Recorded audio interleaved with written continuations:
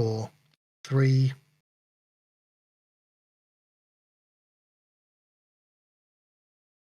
Hello, everyone, and welcome to my Meet the Linden talk with Brett Linden. This is the third of the talks. I've just got one more to go where I will meet the moles tomorrow. But Brett, I'm looking forward to talking to as the Vice President of Marketing. I want to make it clear at this point that that doesn't connect with actual selling stuff. It doesn't connect with commerce like the marketplace. Marketing here in the sense of communication and publicity for Linden Lab, and there's a lot to talk about. So let me start by giving a brief introduction to Brett.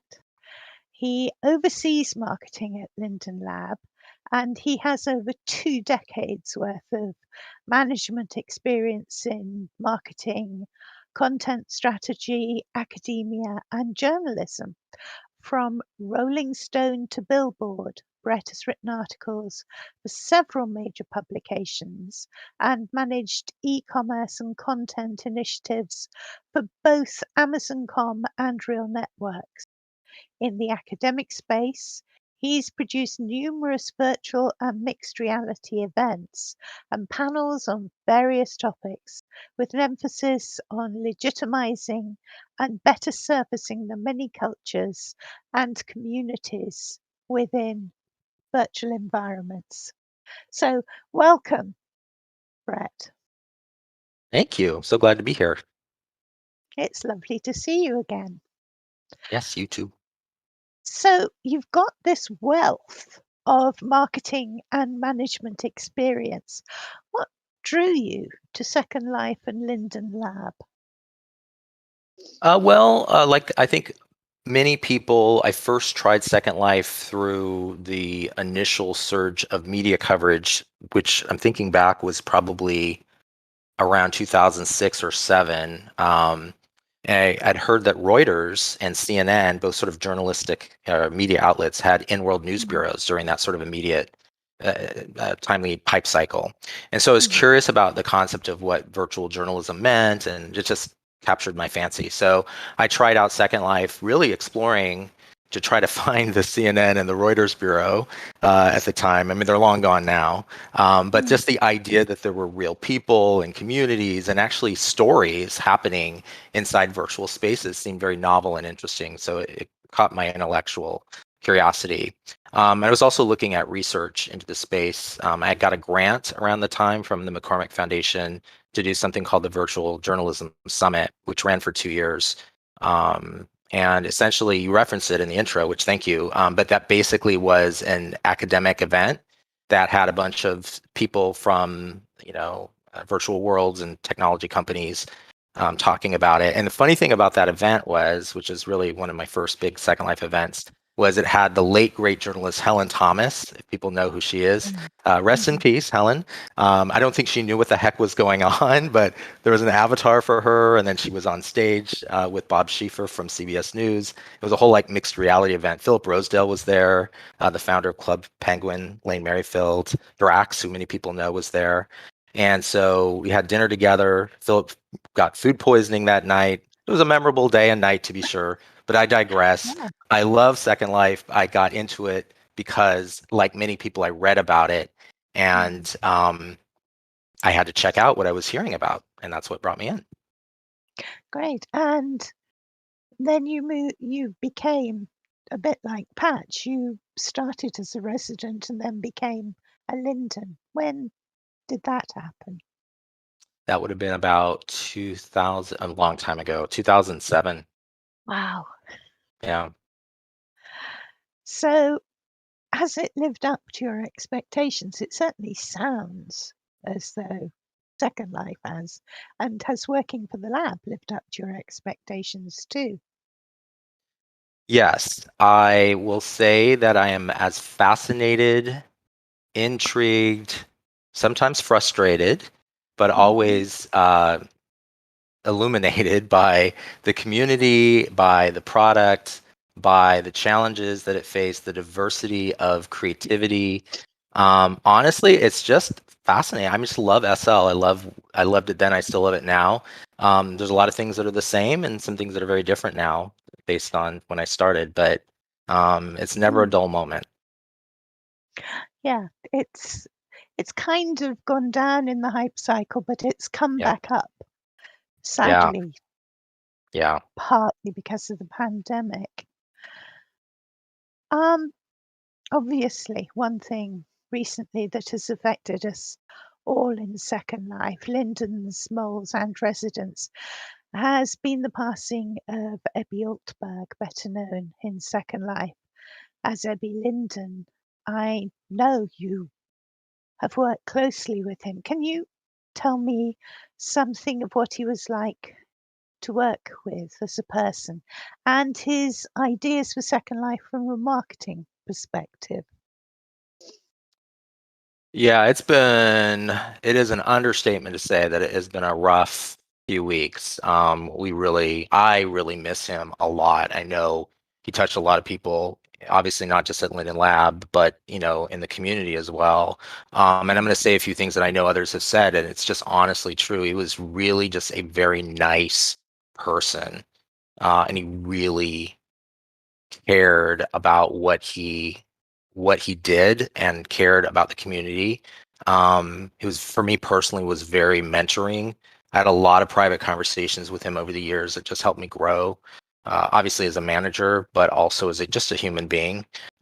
He did know about the importance of work-life balance, which in the tech industry sometimes is not really in Yeah. place. So he was good about that for all of us. But he knew also that Second Life was or is more than just a passing form of entertainment or a distraction for many people. I think he really understood that it was bettering a lot of people's lives. I mean, Second Life is different to everybody, but he did understand that dynamic very, very well. It was not a commodity, let's put it that way, to him, which is Mm, really rare and nice in a CEO, especially. He had a real passion for virtual worlds and VR. Obviously, people that followed his journey with Sansar know that he had a lot of yeah. passion there as well. He was really invested for Second Life specifically in ensuring that it would be around for a long time. By some of the moves that he made in terms of the company, it wasn't uncommon for him to go in world and hang out with the community. That's true for both Second Life and Sansar. I know he really enjoyed getting to know the residents and the creators in the community and knew them very well in many cases. So Mm, yeah, I miss him. I really do. yes, I do too. I remember, I think I was interviewing him last year, and I asked if he had any particular memories of Second Life, things that had stood out. And he said that once in the very early days, he went to an event. I don't think he could remember what the event was. And he went to a castle and they released lanterns into the night sky. Oh my gosh. And by this point, I was bouncing up and down. I was going, that was me. Because we do that every year at the Home and Garden Expo. And it was Yeah. just so lovely that he'd remembered it. And I don't know whether he was being nice and Mm. telling me about it because he knew that that was me, or whether he just remembered it. Yeah. I think he just remembered it. Yeah. It was Well, we lovely. really miss him. We really do. Yeah, And his what he's contributed, has really, I think, helped with the trajectory in a positive way with Second Life. So yeah. yeah, yeah. Now, how involved were you with the marketing of Sansar as well as Second Life? Me personally, very little. Interestingly enough, and I don't know what we've talked about externally or not, but most of the team that handled Sansar is actually no longer here. Sansar's Oh, still around, as an independent entity through mhm, Wiki, but the people that at the time were at Linden Lab, many of them moved over. In some cases, we lost a few people as we downsized, but I helped out with some of the community meetups for mhm, transcribing and stuff. But honestly, my focus and most of my colleagues in marketing, with the exception of one person, have always been on the Second Life team, if to put it that way, I guess. So there hasn't been a lot of change, honestly, in the sense that we continue to be heads down and prioritizing Second Life. So yeah. I'm glad to hear it. Yeah. It's this is something I've been asking about I've been asking all the different departments this week, but I think it's really a vital question. How has Second Life marketing been impacted by the pandemic? That is a good question. So there's kind of a couple levels, personal and then professional. I'll start in terms of personal for the marketing team here, and that to some degree informs what we've been doing professionally as well. So on a personal level, like everybody, it's been tough. Of course, we've been impacted with personal struggles, just like everybody else, losing close friends or family members to COVID, and or the mental toll of just being locked down for over a year. And then even geographically in some areas, that's even currently happening more than others. In California, it's different than, say, parts of Europe. But professionally, the pandemic has caused a lot of attention to be focused again on metaverses and virtual worlds, including Second Life. So at the onset of the pandemic, thinking back to, I think, last year's Second Life birthday was really right when it was all, hitting hitting all of us, and none of us, even then, I don't think fully realized how long this was going to go on. But at that point, we saw right in the onset of the pandemic, as people were, retreating back to safety in their homes or what have you, and just figuring out what do we do. At that point, there was a very significant spike for a few months, in particular, a highly sustained spike in user registrations and even concurrency. That's obviously gone back down to more moderate levels. We're still doing well in most of our metrics, actually, but there was this crazy spike for that period of time, which makes sense given what we were all going through and what Second Life, brings to us. We saw a lot of lapsed or old-time Second Life users coming back, and some are still around actually after having not been in SL for years, and some are not. For marketing, honestly, if I were to give a headline, it means that we've just had to hustle more, and work more quickly to keep up. There's just a lot going on now that wasn't in place prior to the pandemic. When the pandemic hit, it was kind of like putting the pedal down and going from a slow, sustainable, manageable speed to sudden acceleration, just 0 to 100 really fast. I remember we were doing, I think it was a lab gap. We had just published the Heart and Science of Second Life Marketing. I think it was like, and we were talking about it on our lab gab. And it was that same week where the reality of what was happening was hitting right as that was happening. And it was just really, really surreal and crazy. And we had to pivot and change a lot of the things that we're doing in terms of how we work and prioritize things. Honestly, since that moment, we have really not even had a moment to slow down and fully even process.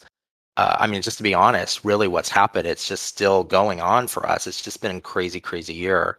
Obviously, personally, as I mentioned, for all of us, it's just a difficult thing from a business perspective. It's, how do you grapple with seeing, you know, it's just hard to talk about without sounding weird, but like it's weird, a very weird position to be in where something that you've worked on day in and day out and have such passion for suddenly is just in the center of the spotlight again, like the idea of metaverses, and that people realize its utility in moments like this.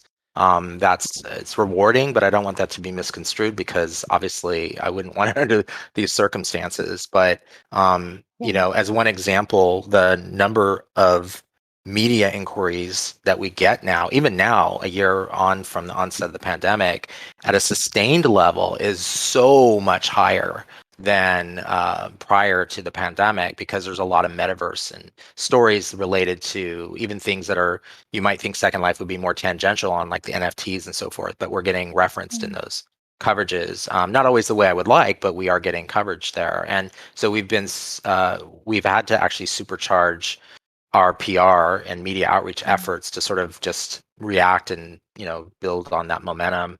We now have an external consultant that we've hired who's a media veteran who helps us. Who has an amazing background. Her name's Elizabeth Olson, and she was a founding executive editor of Game Informer magazine, which people who follow the gaming Right. industry may know. She had executive positions, I think, at Adobe and Telltale Games and Virgin Interactive. So I'm working closely with Mm. her, and that is really helpful for us to just maintain that momentum to win back the hearts and minds of not just the consumers, if you will, but the tech and industry media. But we still Mm. really honestly have a lot of work to do there. I mean, this is just an interesting time. Yeah. You were talking the other day a bit about, I think it was you or possibly Patch, about going out and finding out how other groups do their new user experience, Yeah. so that you can build a robust new user experience for Second Life.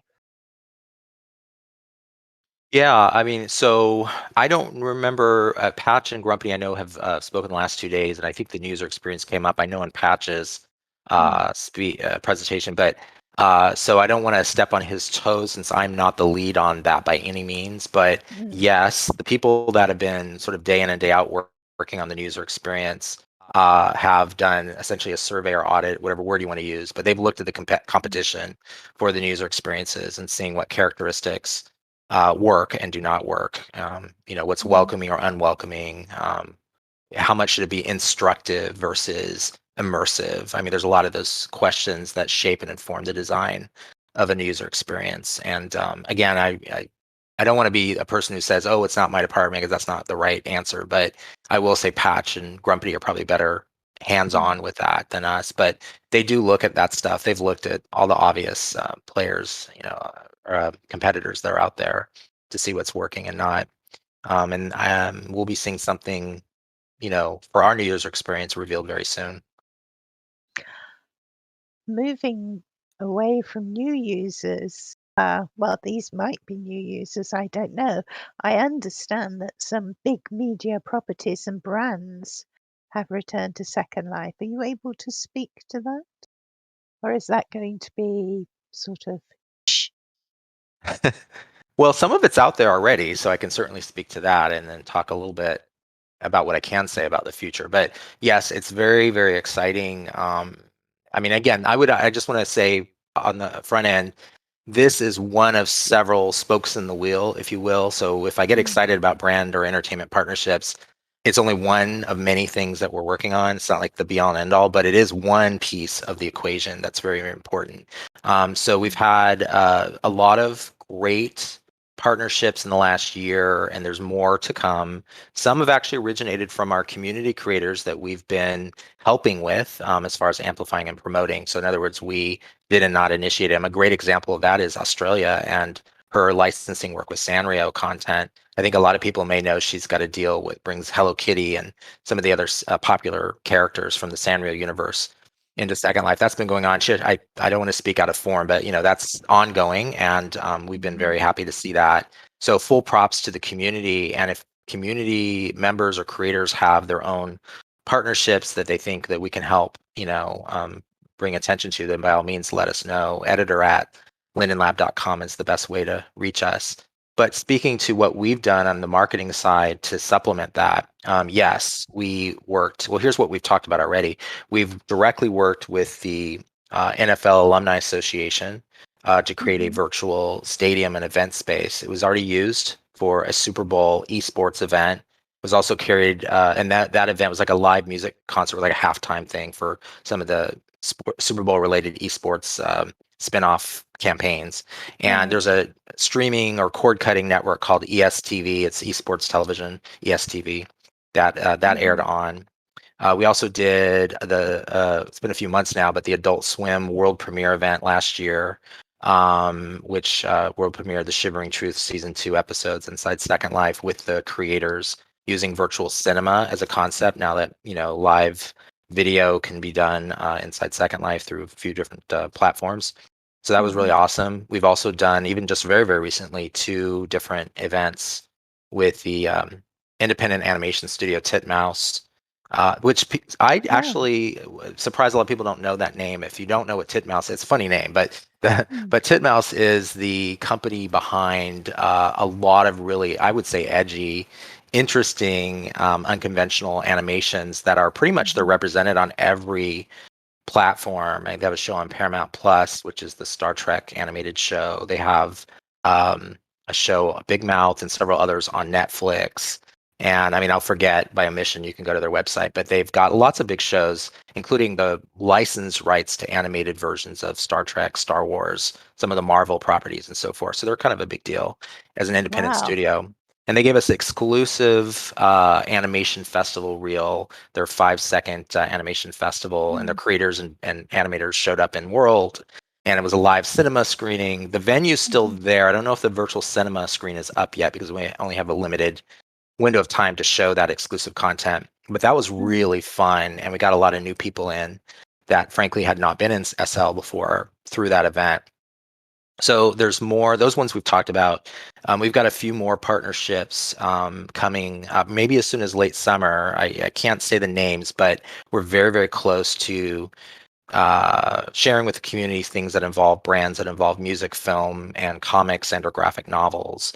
I don't want to Oh. mischaracterize that. You know, it's exciting and we're happy, but I also want to. This sounds weird to say to temper expectations, but to say I've characterized this as the year of experiments for us. Mm. So I Mm. put these brand partnerships in that category, even though it's wonderful to have an NFL Alumni Association and Titmouse and some of the ones that we've yet to talk about. We're looking at what works. You know, how does that fit organically Mm. within the community? Does it actually bring new people in, or does it just add to the engagement or the happiness of existing ones? And we want to do it in a way that's inclusive and helps people see Second Life. In particular, it helps us as we learn about what works and what doesn't work, um, Mm. to get attention not only from existing community but new members, like new communities that may not have thought about Second Life. Mm. Um, and it also helps with, very candidly, the media when they think about whether they want to include us when they're writing about the metaverse. Very candidly, being able to mention, oh yeah, well we have this, this, this, and this, where that are names that the general public understands or recognizes as brands, that helps us get a little cachet as a shortcut, if you will, to getting Mm. them to see the liveliness of what's going on. But that's just a sliver of the full story. So again, I don't want to amplify, or I don't want to over amplify that. But what we're learning from all of this is what works and what doesn't work, because sometimes we'll do these things and with more success than others. And I really don't Mm. want to advocate for nor suggest that just licensing a name or slapping a brand name is going to be, sloppily the answer to these kinds of things, because the community knows that you have to have high quality experiences, high quality merchandise or virtual goods. So it Mm. has to be the right fit, not just like, oh, we got a cool name, let's slap it on something and put it out there or partner with the creator. It's got to be done the right way, but Yeah. and thinking about what we're trying to get out of it. So yeah. Yeah. Back in 2007, we had quite a few big brands coming in, and they just kind of built stores and then walked Hmm. away. Yeah. And, they were following the if you build it, they will come rather than Yeah. engaging with the community. It's Yeah. There was, cool. I remember, I won't name the name, but I remember because I mentioned, the timeline when I came in, Yeah. 2007-ish or so. And I mentioned that CNN and Reuters, that use case or that type of using of Second Life was appealing to me as a entry point. But then of course I saw everything else. I'm like, what the heck is this? I got to find out Mm. more. This is crazy. But I do remember, like everybody, like, I had to customize my avatar, and for me, not really being versed at the time in the specifics of the homegrown, really talented Second Life creator community or the brands, like, because it was so new. Mm. I remember there was a very well-known brand, fashion brand, that at that time, I won't say the name of it, that had, I think that was just a pure licensing deal. Like it was just like, oh, it's X brand, that if I said it now, you would even know it. But they came and went. There was Mm. one of these ones where it was sloppily just licensed. And I bought the suit, for that particular brand for my avatar, and it didn't fit very well. It wasn't a very good one, but it wasn't well made. Now I've come to know, wow, this was not good, a good implementation of that branding Mm. Mm. experience. So yeah, it's got to be done the right way. Yeah. Yeah. Well, this time I think everyone's learned, so that will Yeah. be it'll be exciting to see this, and things like Titmouse and the NFL sound really exciting. Yeah. And more to come. I'm actually very excited about what's around the corner. And again, it's a year of experiments. I don't, we're not quite at the point where we're gonna, I mean, fill in the blank with, AAA artist, musician, or whatever. We're not, I don't think we're at that point right now, but there will be well-known entities that people know that are open to Second Life as an outlet to extend their fan base or their communities. And there's a particular kind of artist or demographic that I think gets Second Life, that is a good fit for our communities. And so let's see where it goes. Now, you've talked about this being the year of experiments. One of the things you're going to need, of course, is feedback to Yeah. find out if the experiments have been successful. But it's notoriously difficult to reach all the community because there are so many different communities within Second Life. And I was wondering if you've given any thought as to how people can feed back to you.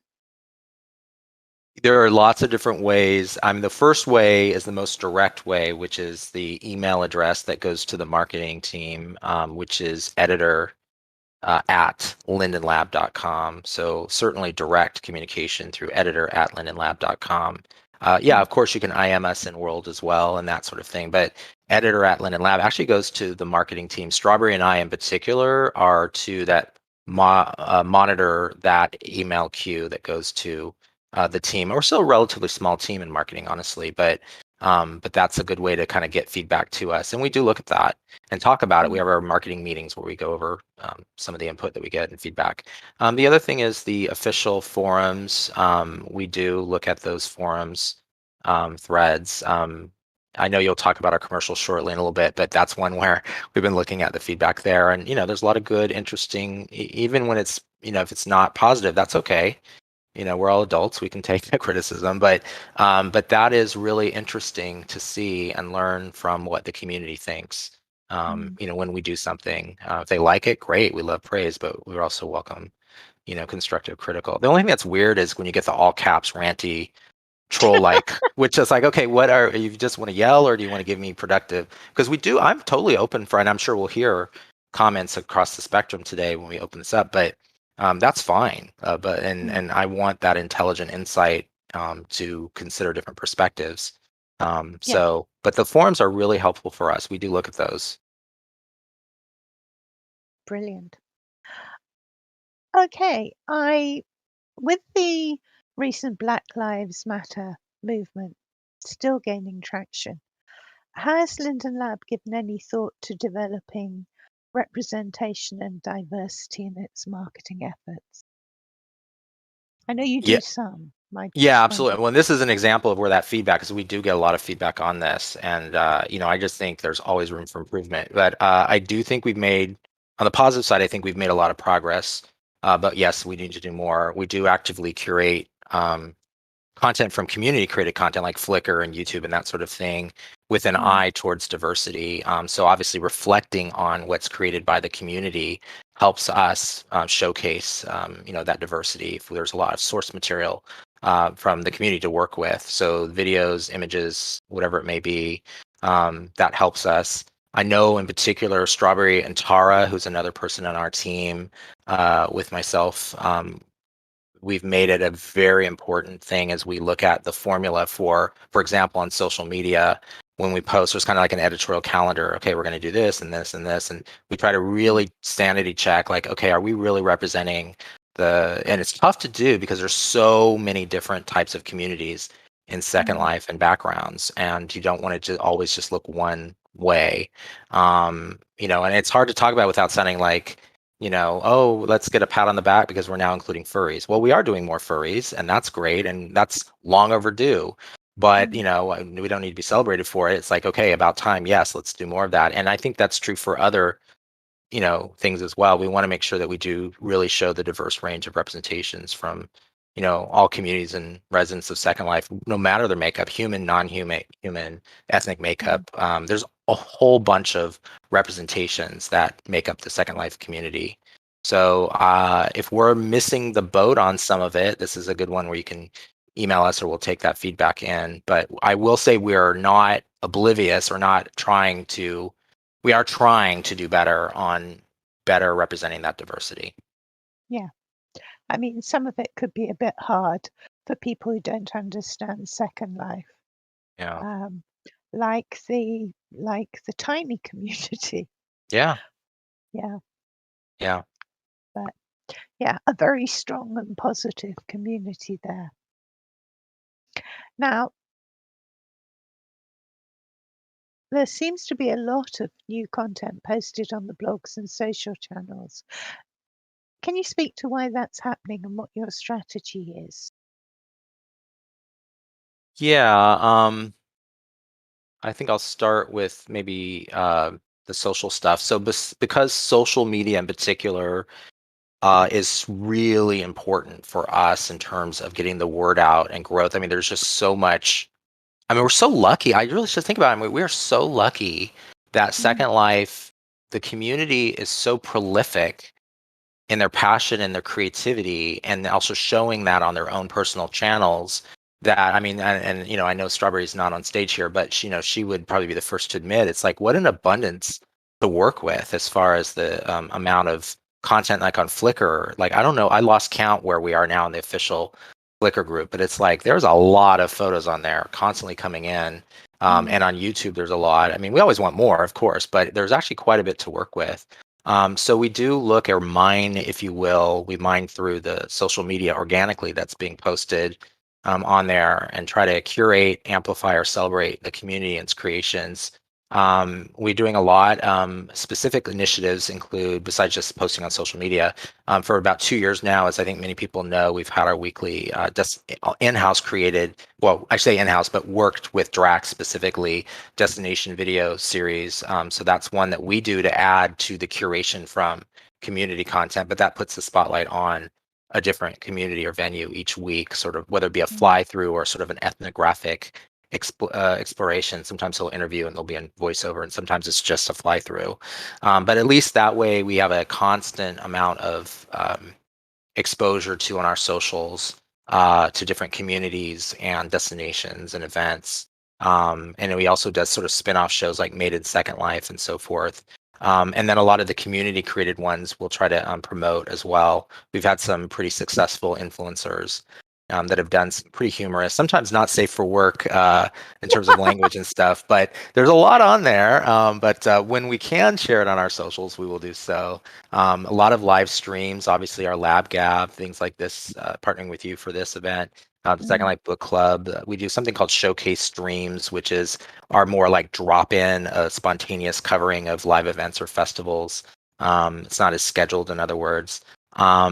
We now also have a Music Mondays Q&A series. I think it's been going on for almost a year now, where Tara, who's one of our content specialists here, has been looking at different parts of the SL community in the music space and musicians to call mhm, attention to that. And she'll actually interview a different musician every week and put that up on the blogs.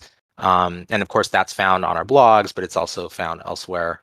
If you go to the viewer page, there's like a feed that you can see our blogs there as well. So it's mm, um, high visibility, if you will.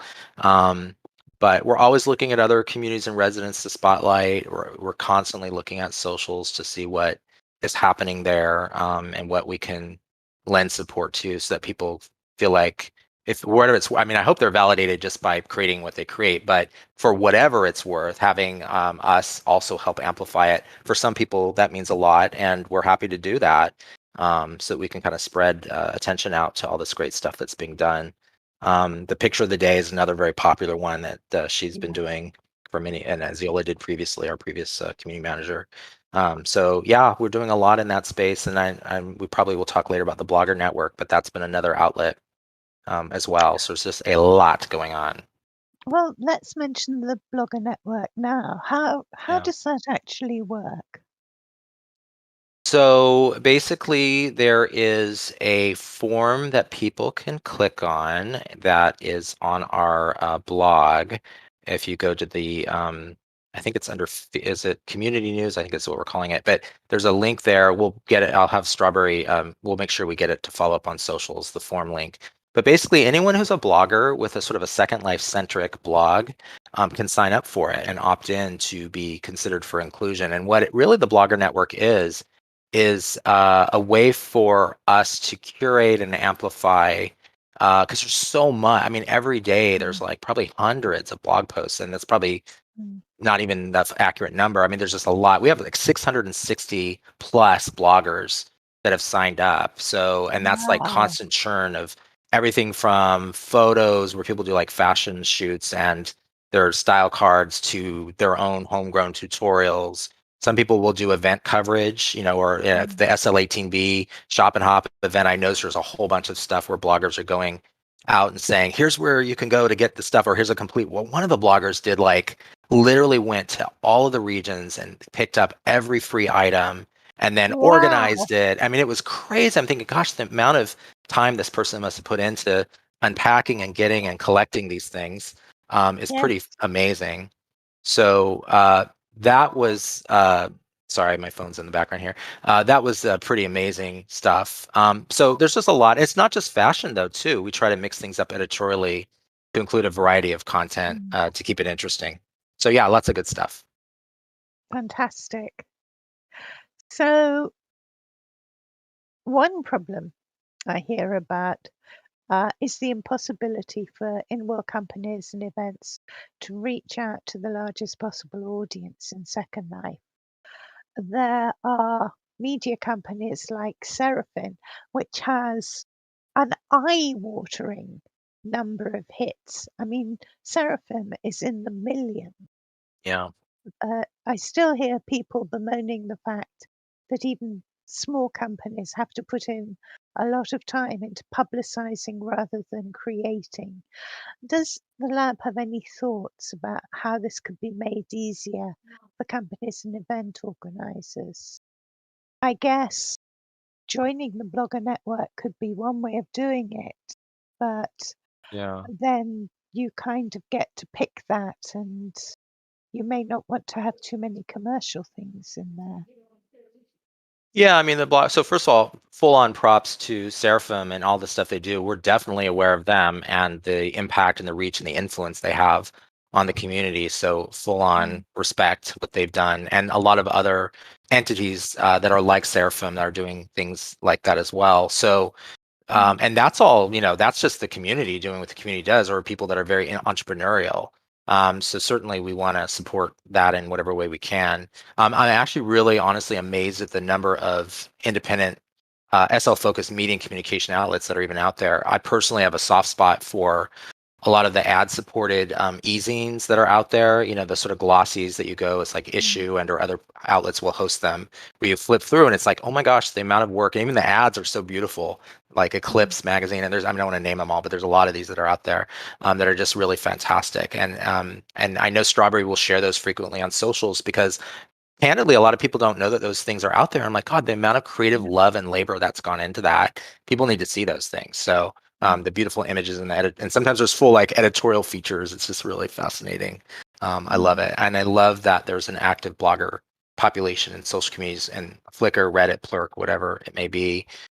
So I don't know if that answers the question. I mean, acknowledging that we're aware that that stuff exists, and on the Linden Lab front, we want to be able to support those kinds of things and draw attention to them. I think it's probably the best thing that we can do is just drive eyeballs or enter traffic to those things.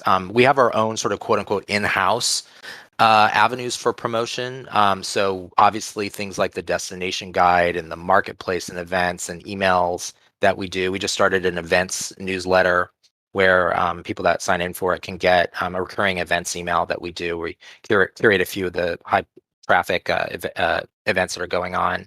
I mm, mentioned Music Mondays and some of the blog stuff, the Blogger Network, our social. So we have our own sort of in world or in-house channels that we can do at Linden Lab to help the community. But we also recognize that a lot of folks are doing this on their own as well. And yeah, let's drive traffic to them. I also will remind people, other things that we do to sort of call attention to what's going on in the community, the message of the day. And if people don't know what that is, it's basically when you fire up the Second Life viewer after you log in, there's the little message of the day that we will rotate in, a little text message in there that comes in as well. So that's updated by Strawberry again. Strawberry, the infamous Strawberry, who's on the case for so many of these things. We love Strawberry. And by the way, what's so exciting about Strawberry, I just want to sing her praises for a minute, and she can virtually kick me. But like, what I love about Strawberry is like she comes from the community. Like, she was, as I think a lot of people know, very active as a blogger. And so just that we have her, I just pinch myself every day because she's such a wonderful person to work with. And no, she's not paying me to say that. But we're lucky to have her because she understands the community at a very deep level, and has probably helped us avoid, stumbling on a few things occasionally because of her knowledge. So we're really lucky to have her work with the community and on socials. She's got a new group that she worked with the Moles to create called the Official Second Life Events group, and that's specific to Second Life's our specific Linden Lab events. There's even like a birthday group that we've done as well, which I'm sure she can share in socials. But so we have some things that we're trying to do to sort of draw attention to not only what we're putting our muscle or weight behind, but also just to what the community thinks is important. And I wouldn't want one to be at the expense of the other. Right. Yes, I can echo. I mean, Strawberry did amazing things that involve people, like her weekly photo challenge and things, which was so cool. Yeah. Yeah, she knows the community like just about anybody. So Yeah, absolutely. And I still wear her ankle fix, which is great. It saves, my ankles from getting broken every time I put on high heels. oh my So goodness. major props to Strawberry. Yeah. So, let's move on. Does the Second Life advertise an external media? And what's the strategy for paid ads? Does it, I guess it changes over time. Yeah, it does. And yes, we do advertise in external media. Some months there's more budget than others. It's not like an even every month it's this amount. Like it just depends. There's ebbs and flows, seasonality to Second Life, and where we notice the need for, pushing a little bit more on ad spend versus when there's organic growth and so forth. So we have a certain amount of money that we have to work with every year, and of that marketing budget, a certain amount of that, not the whole budget, but a certain amount will go to ad spend, or what they call quote unquote performance marketing is sort of the industry term for it. So paid ads, if you will. But that's not all of it. I mean, some of it goes to other initiatives as well. So for example, I mentioned earlier our PR person, and the PR agency we work with, that would come out of marketing budget, because that's within our wheelhouse. There's organic and or influencer initiatives that would come out of it as well. But to the topic of paid, yeah, we do like things like search ads constantly. That's where you see like really the search results where you would see Second Life show up prominently. You always want it to be organically there at the top of search results, but sometimes you will identify strategies to surface it prominently on searches where you might not show up, and or to make sure that you're at the top spot. So some of it goes to that. And then of course there's video and static image display ads, if you will, that also are run. And the creative refresh on that in the last couple of years has really accelerated quite a bit. Like there was a period of time in the past where a lot of that stuff might have not been refreshed as frequently, and now we see a lot more of it as well. More creative being in rotation. So yeah, and I want to really give particular attention to an area that we're looking very closely at, which is video as well. And I think I mentioned this a year ago. I don't remember if people are aware of this or not, but as just one example for video ads and so forth, people oftentimes will see on our social channels the longer, we mentioned the Drax destination videos and things like that. But what people might not know is that every time, and this is every week, that we get a new video, social focused piece of video, showing a different community or whatever, there are also edits of those that are delivered at the same time that are 30-second or so ad edits with a call to action. And we don't put them on our YouTube in a public way because, we don't want to clutter up, like 5 different edits of every video every week. That would just be noisy for people. But there Mm. are instances that are inserted in for like advertising efforts that are then targeted at different times, with more or less push. And some themes perform better than others. But so we do have a constant churn of new ad collateral and creative now, especially that's going on. And YouTube is very important. Darcy Linden, we talk about our video. I'm going to definitely give props to him and we'll go over that. But he's been on, I think he met with us last year as well, is our really resident expert, not only on programmatic display and video ads and performance marketing, but in marketing as a whole. In fact, he's now our director of marketing, working very closely with me. But he really gives careful thought to when and how to responsibly spend and where to spend the money. Not all outlets are equal. Not all bidding strategies are equal. We're looking at, and I know we'll get into the ad, but like one of the areas of great fascination for us right now in the year of experiments is cord cutting platforms. And if people don't know what a cord cutting platform is, it speaks to the phenomena now that is pretty mainstream, which is, we've shifted from an era where people have their satellite or cable companies subscriptions where you have these huge packages that you're paying for channels you don't want to watch, to now people are sort of cord cutting. They're cutting the cord, if you will, and they're moving into these streaming services. And so whether it be Netflix or Hulu, which Hulu has a cable-like package and it also has the Hulu ad-supported platform. There's now HBO Max with ad-supported tier in the US at least, and then there's HBO, sort of the classic HBO Max package, which is not ad-supported. But there's a lot of ad-supported cord cutting streaming services like those, where there's inventory and opportunities for very targeted, intelligently placed ads. And so for video in particular, that's something that we're really looking closely at. I don't have anything to say about it. Darcy would probably be much better than I am, better versed on the machinations of it, but I can tell you that that's an area that we are very interested in. Mm. So paid ads are there. And then I also want to acknowledge that, we think about our ad budget, from paid to non-paid efforts.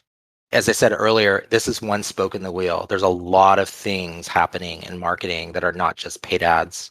It's not just PR. There's like a lot of things. And so one of the things, I mentioned earlier, proactive PR efforts, but the brand and entertainment partnerships that we talked about earlier fits into, our wheelhouse.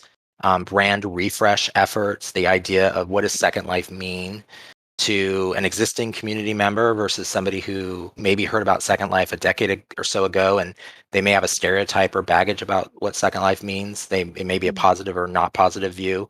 And then let's not forget or oversimplify it. There's a lot of people, and people would be surprised that don't even know that Second Life exists. So we assume, oh, everybody's heard of Second Life.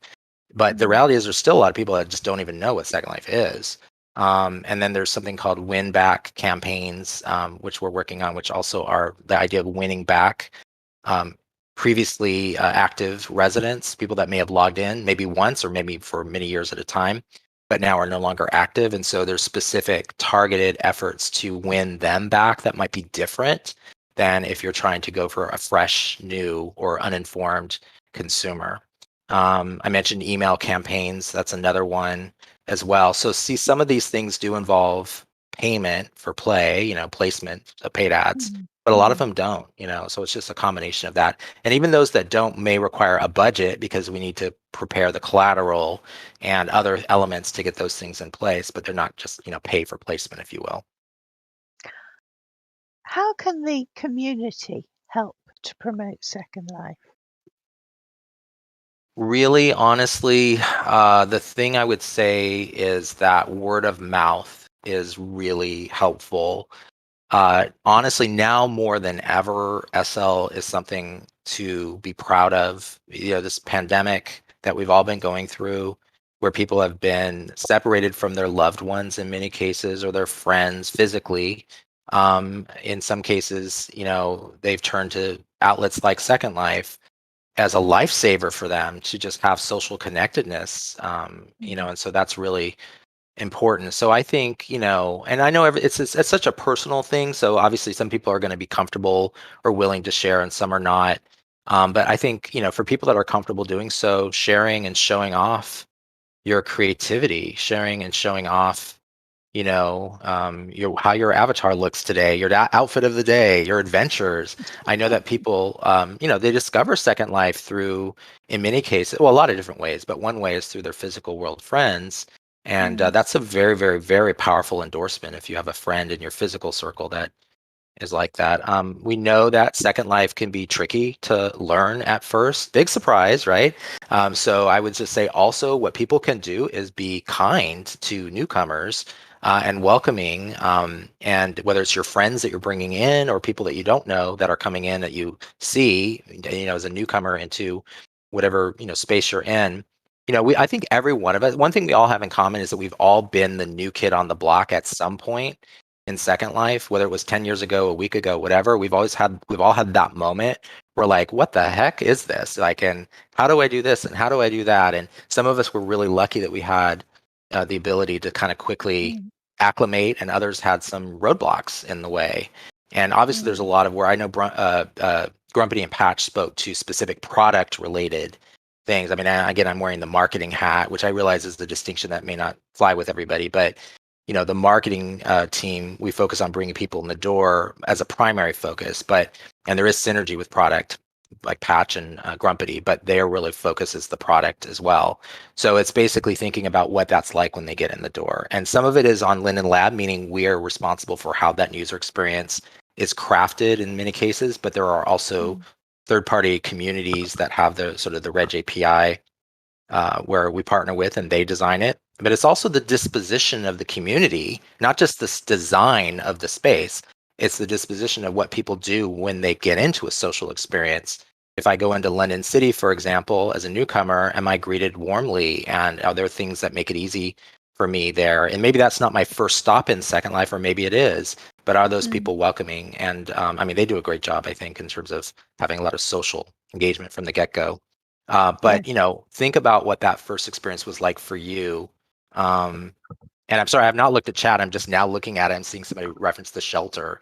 Yes, absolute shout out to them. Amazing community run one. That was an example of that. And so we do try to point people to what we think are new user friendly spaces in our destinations tab in the viewer. And so, that's something we're always looking for feedback on. But yeah, I think that we think about what the community can do is, we at Linden Lab have a lot of work to do. Absolutely acknowledge that.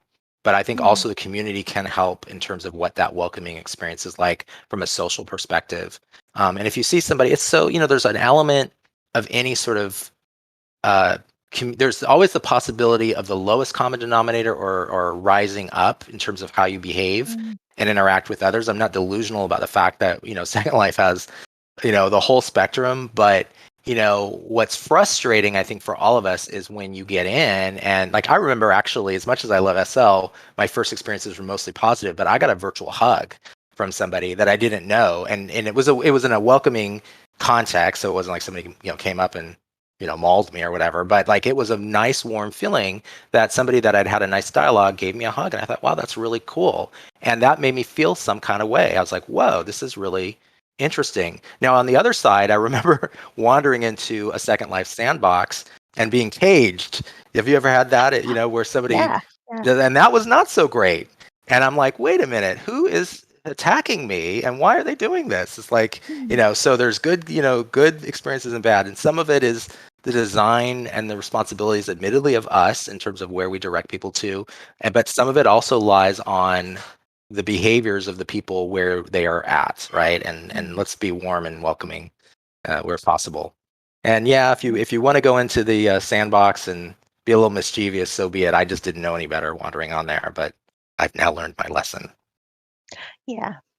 Yeah, I think there was problems with info hubs at one time, that there was a lot of coming in and finding people were, I guess you could call it, trash talking, which is a Yeah. bit off-putting as your first experience. Yeah. But I don't know if that still goes on or if it's better now. Yeah, I mean, and again, it's not. I would leave Patch to speak more to that kind of aspect of things, but I think obviously I can tell you from a marketing perspective, my optimal outcome would be that we bring people into the best possible Second Life experience, whether it be one that we design as a welcome area and our partners that I mentioned, and helping. And, that's where that feedback is helpful. Sometimes we get it right and sometimes we don't, but Mm, we're trying to make it better. that's great. Now, I'm hoping for some questions from the community in a moment, but I was just going to tell you about a group of people that I've brought in over the last year because I've got gaming. I actually play role play games Hmm. and Amber games, and we have taken the conventions online. Um, so when it came to my turn, most of them are played via Teams or Zoom or Discord. But I said, okay, if you want to play my game, I want you to come into Second Life. And I kind of gave them some basic instructions, tutorials, and then and a place to jump to. And I ran games for about 6 people at a time and had them sitting around in a beautiful library built by Kale Matsurath. And at least one of them is now, I keep bumping into her at events. I don't know if she's in the audience here, but yeah, she stuck. She saw how wonderful it could be and she stayed, which is great. Yeah. Yeah, so much of that community experience. I mean, everybody uses Second Life differently. There's a lot of people I want to acknowledge that introvert or extrovert wise, there are a lot of people that will come into SL and honestly, they want a solo experience. That's absolutely a portion Mm, of the Second Life community where they want to explore or create. And yeah, there may or may not be people around, but that's not their pure objective. For a lot of people, though, socialization is important and community is important. mm. It's just a characteristic for so many of us, just connecting with others. And so that's certainly there as well. But yeah, what's not good is having a not very welcoming experience. So, but Yeah. that's wonderful to hear what you've been doing. Okay. Well, I should be getting some questions through from V, who has virtuously been collecting lots of questions for me. So if you want to pass them over, V, we can start in on them.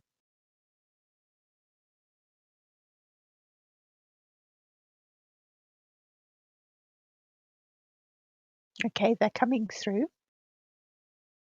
All right, Excellent. fire Right. away. Yep, I shall. Just need to open a note card, which could take a couple of minutes. And while we're doing that, I was going to ask you, have you had a chance to visit the birthday celebrations yet?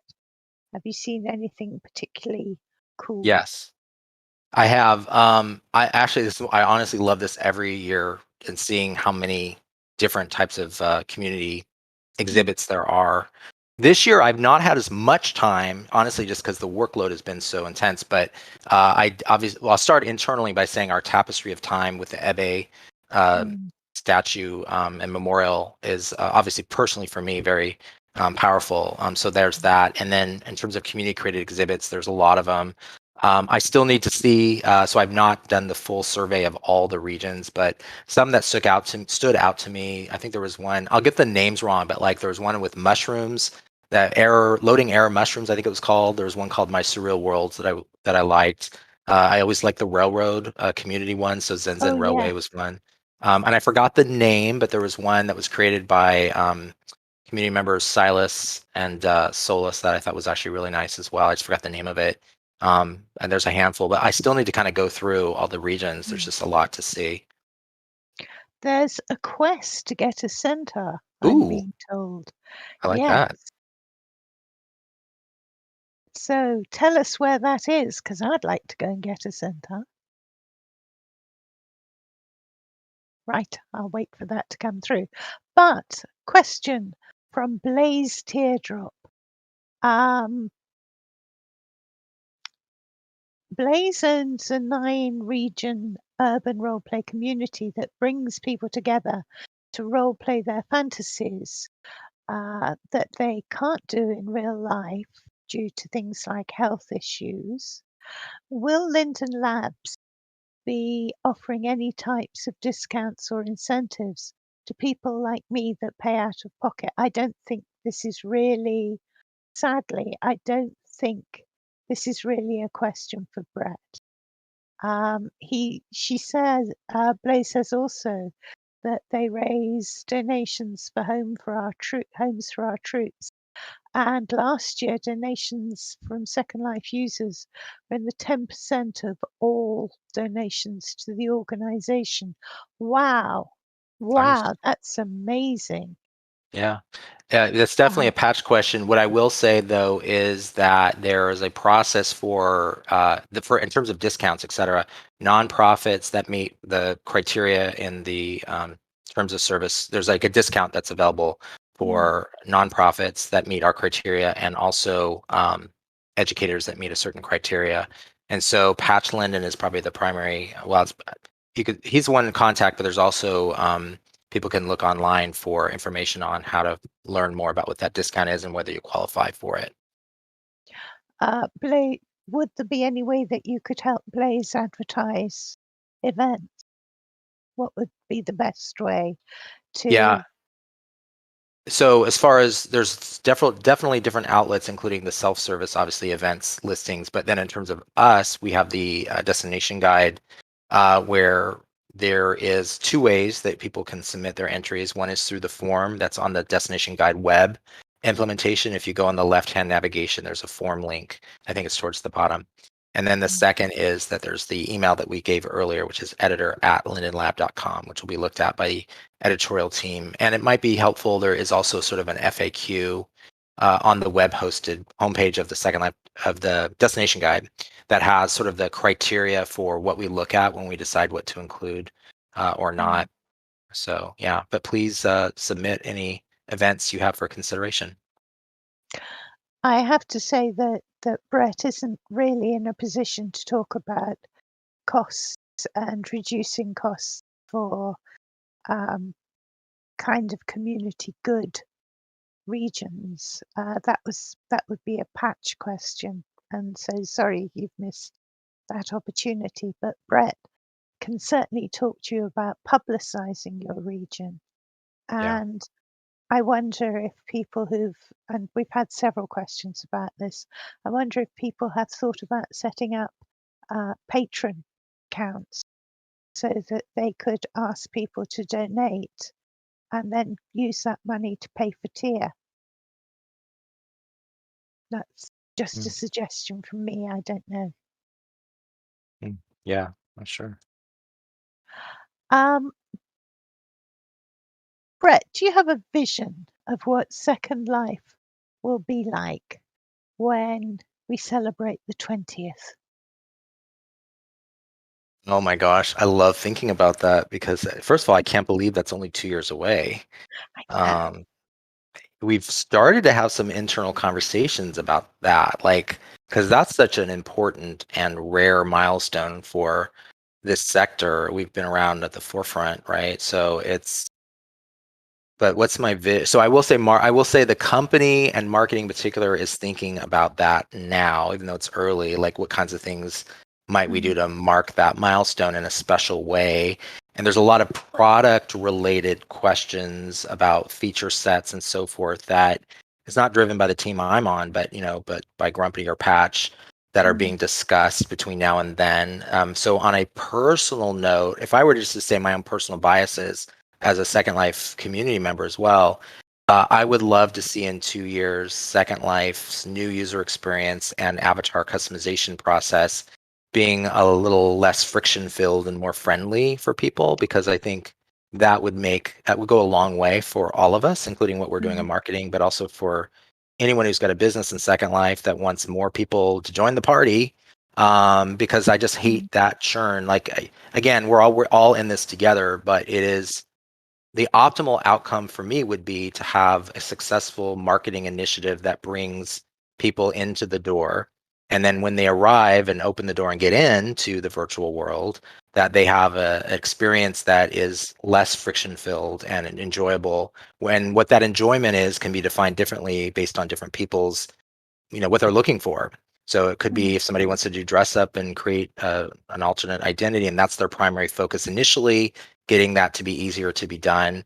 If it's trying to get to the right community that matches the thematic ads that they clicked on more quicker and sooner, so that they're, the community takes over, if you will, in terms of immersing people in, then that's great. So I would just love to see us in 2 years crack that challenge better than we have so far. And I don't want to speak out of order. There's a lot of things going on. Some have been referenced in the last 2 days. Some have not been talked about yet. But yeah, 2 years is still quite a ways away, but yet not so far. And I'd love to see that Second Life is more accessible for people in the early stages. I think once people get over the hurdle, by virtue of the fact that we have such a passionate, loyal community who put up with a lot of stuff from, to get to that point, honestly, tells us that once you get past that hurdle, wow, this is awesome, right? But getting people to that wow moment can be very challenging. And we know that. We know that. And we hear, and it stings when people make those criticisms, but it stings because there's some truth to them. And so we're working on it. And my piece in the puzzle is the marketing piece of it. Again, we're all working together, but I hope that in 2 years we'll be in a much better place for that. We'll see. I'm optimistic that we will, based on some of the movements I see inside the company. That's excellent. Brett, I'm going to ask you at this point, do you have a cutoff time? I think we've scheduled for a couple of hours, so I know I've got a little more time, so I'm okay for now. You definitely have, yes. Okay, so moving on then. Belisari has been a huge success. What would you say is the secret sauce that makes it so great as a marketing? Yeah. So aspect? props to Patch and his team for overseeing that. But I have a viewpoint on it, which is I think, having not been the one who's driven that, that a lot of people love the fact that they can. Well, what I'll say is I think number one, a lot of people, not everybody, but a lot of people love the fact of having a home. Some specifically a Linden home, whether it be the Belissaria area development or others, because there's lots of themed areas, or an independently developed one. So number one, I think that that's always interesting. And so the idea of a Linden home as it pertains to that is one part of it. I think it's the sense of community that people like. I don't know. I feel like I'm not going to give an intelligent answer because that's not, but I do feel like it's the community and the sort of structure of it, that there will be a certain portion of the Second Life demographic that people will really like, that sort of organized structure to the way that that's put together from a community perspective. But I think that there's some people that don't want that, and that's fine. There's lots of room for other experiences. This is a question from someone in the UK, Fantasia True, and I hope she's still here because she was slightly concerned that she was going to have to go. Fantasia, this is your question. She's just about to go. I hope we've grabbed her. She's from the UK, and some things she finds are still geared a lot towards the US. And she would be interested to know what representatives within Linden Lab are UK, or is there a UK Linden helping that experience for us? On the marketing team, we are spread out across, and it is US centric, the marketing team. However, we work with some of our contractors. And for Second Life as a whole, there are non-US based members. For example, many of the moles are based specifically in the UK and or Europe, but also in other areas as well. So across the company, there's definitely non-US representation, but the primary office is based in the US. So your question is asking about of what percentage or what type of non-US representation is there. I will, the company's primary home office is in the US. And so there is a US-centric nature because of that by definition, but there are also many non-US employees, contractors, or moles that are also adding to the equation. Mm. Yeah, I know quite a few British moles. You hear them speak, you think, ah, another Brit. But Yeah. there's also, there's also some who are, yes, German, Dutch, and so on. Okay. Right. Scaria Georgette would like Brett's advice on how, as a user, she can help bring new users round to the idea of Second Life as a virtual world. She says she constantly hears from new accounts, I don't get this game, this is stupid.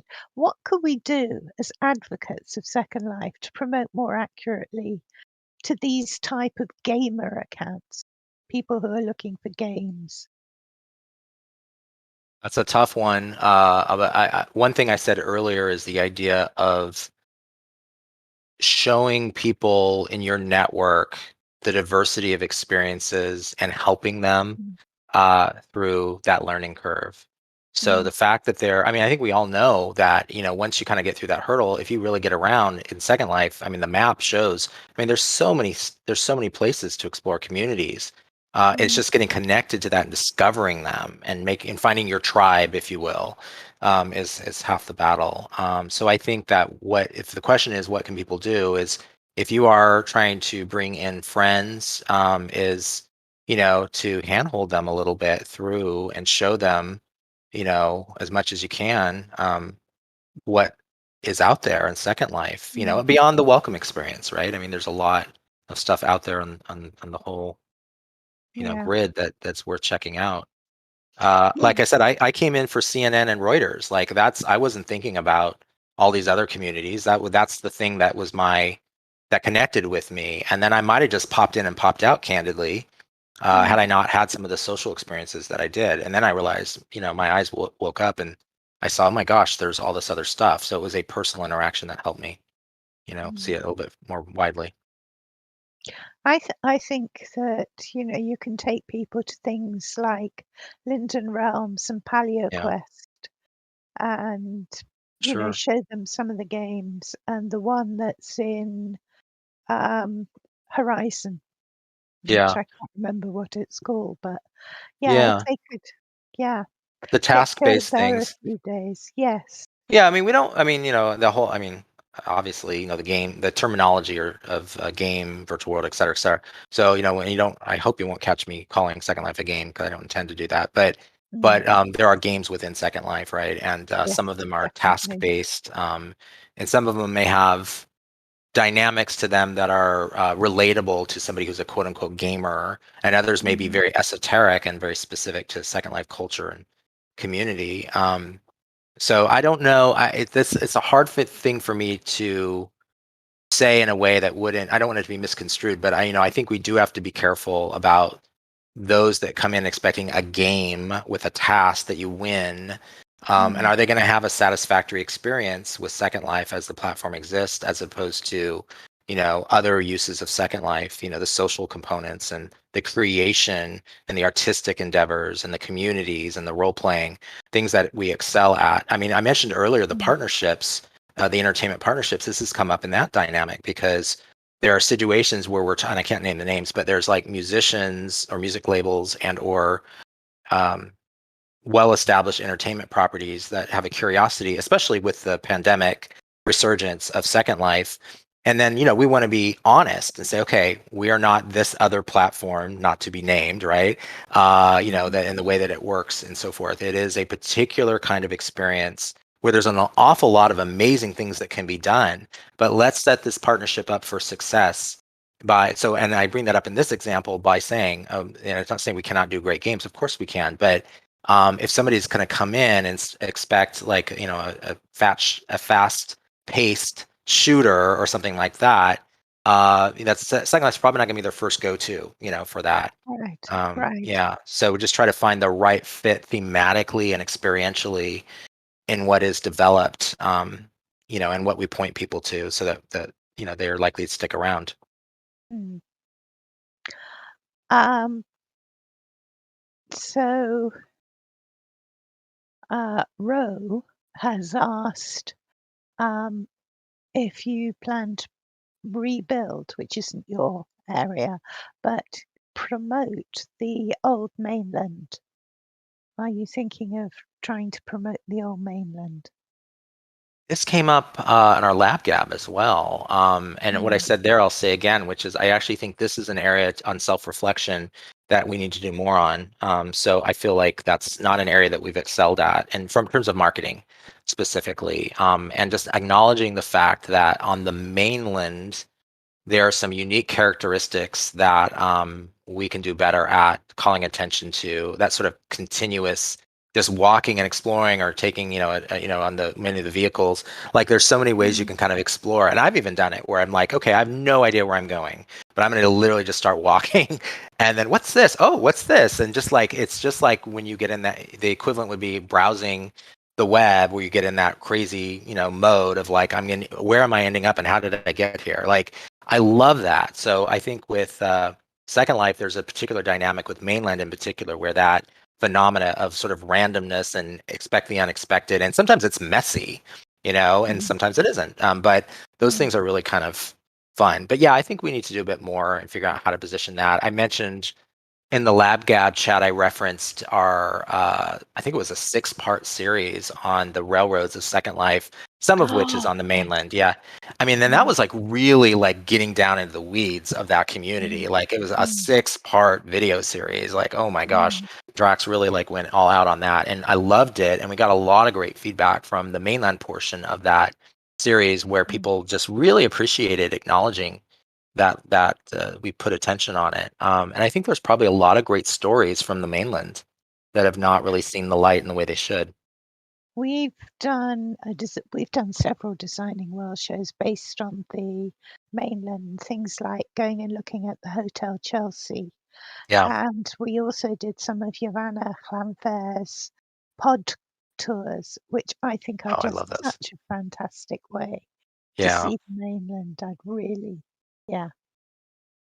I'd really like to see those, pushed more, because they just take you through some cool places.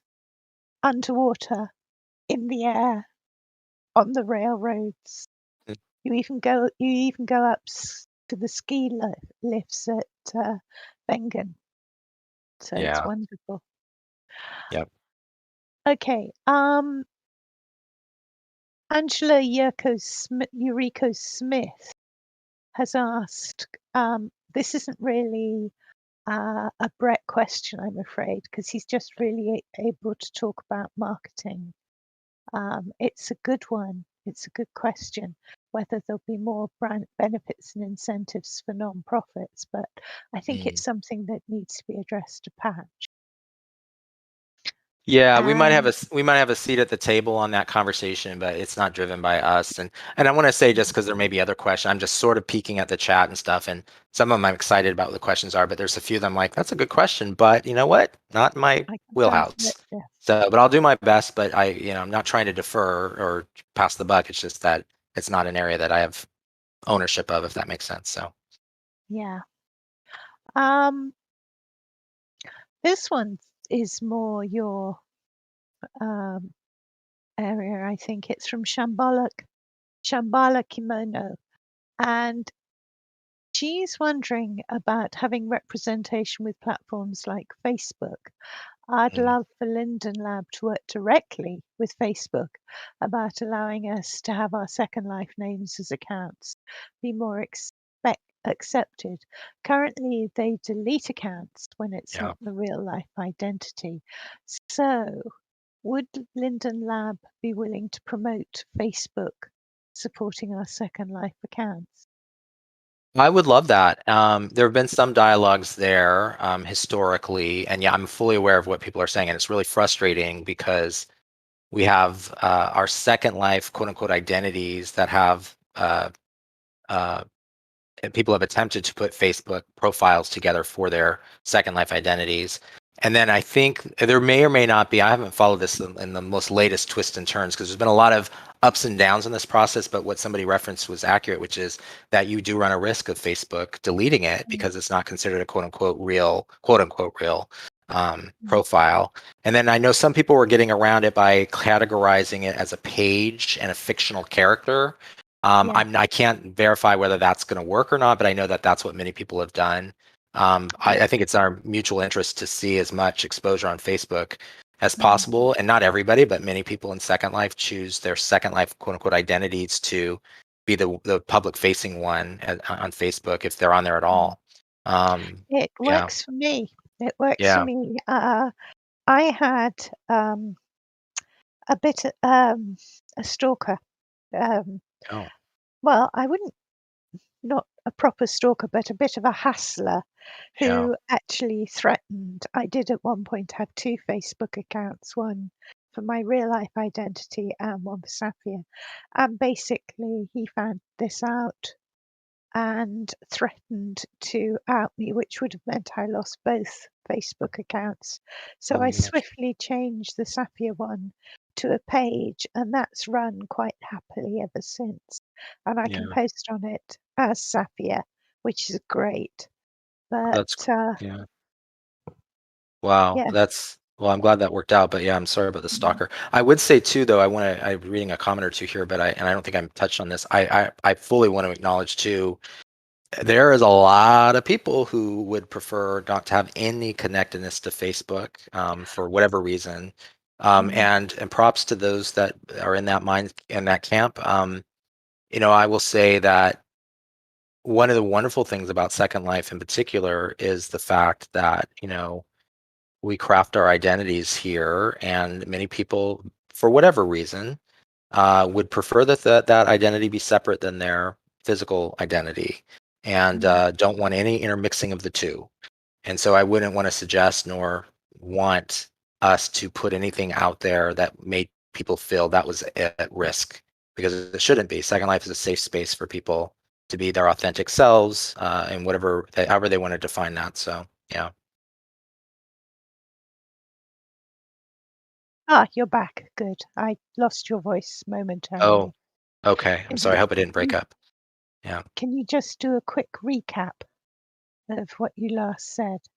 Yeah, I mean, the summary is just basically acknowledging that I understand that a lot of people would prefer not to have a connectedness to Facebook. That's not everybody, but Mhm, certainly a large percentage of people, for whatever reason, just don't want a presence there, and they don't want an intermingling of their Second Life identity and or their physical world identity. And full understanding of that they should not have any worry that we're looking to do anything to change that dynamic, for forcing people on Facebook or whatever it may be. That's just not in the card. So if I allude to partnering with Facebook in any way, it would really be just trying to crack this issue of having them not delete uh, profile pages for those that choose to create them for themselves. mm, Yeah, That's the context for that. yeah. Okay. A lot of now, Minka Angel says, a lot of people are like me. We've been here for less than 2 years. How does Second Life plan on keeping us here? Do you have a long-term plan to keep us here after the pandemic? It sounds a little threatening. So you're going to lock them up? Yeah, right. Uh, well, we hope that people who are in Second Life will stay, especially those that have been here a while. I hope we don't do anything to put you off to want to leave Second Life. So certainly our goal is to have everybody stick around. We have talked a little bit about, or I can elaborate a bit on our win back initiatives that we have going on. When I say win back, it's the concept of winning back lapsed users or people that came into Second Life and then left for whatever reason. So you find some form of incentive or reward them for giving Second Life a second shot. I don't think I've mentioned this yet here, but for example, the marketing team's testing a lot of different quote unquote win back initiatives. Linden dollar incentives of varying degrees and amounts, free virtual gifts, things that might be a targeted email to people or accounts that we recognize are lapsed with certain criteria. try to get them back, which, by the way, is not an uncommon tactic in marketing. We see a lot of companies doing that. I myself personally, in fact, I was sharing this with my colleagues. I had tried in the US, we have a payment system called Venmo, which is like a mobile-based payment platform. It's pretty popular. And I used it and then I deleted it because I just didn't want to, it didn't work for me. And then I got an email, it's been 2 years from them saying, we're going to give you X number of US dollars for coming back and downloading again and giving us another try. See what's new, see what's different, but check us out again. And if you do this and this, you'll get this. So that I thought was, and actually, it worked. I thought, hey, there's a little bit of money. I'm going to check this. I don't really want to install Venmo, but okay, I'll check it out and I'll grab my whatever amount of US dollars. So that type of technique is not the only one, of course, but it is one example of that. So we're looking at, and actually already have done some tests with Linden dollar incentives. They have to be done very carefully for obvious reasons, ripe for fraud and or problematic behavior. But if done the right way, they can be very valuable. And so that's been done with some success, and we're tweaking the formula a little bit there. And again, props to Darcy, my colleague, who's really more hands-on with that than I am. But it is something he and some of my colleagues are working on.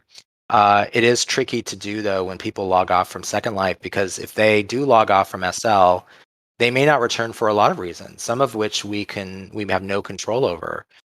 We've got 18 years under our belt now, and so there's a lot of lapsed users.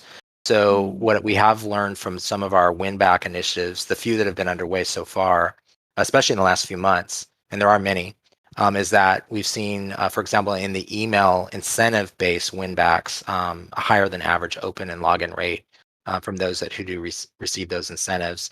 We're still figuring out the formula, though. It's a work in progress. We have a lot of organic stuff to do as well, or to organically bring people back as well, to show them, why they would want to reconnect with their old friends. It's not that we're just going to dangle in front of them something, but they may have, there's a lot in Second Life that's worth coming back to seeing and discovering. And maybe it's different from when they last logged in, but we do have a lot of work to do.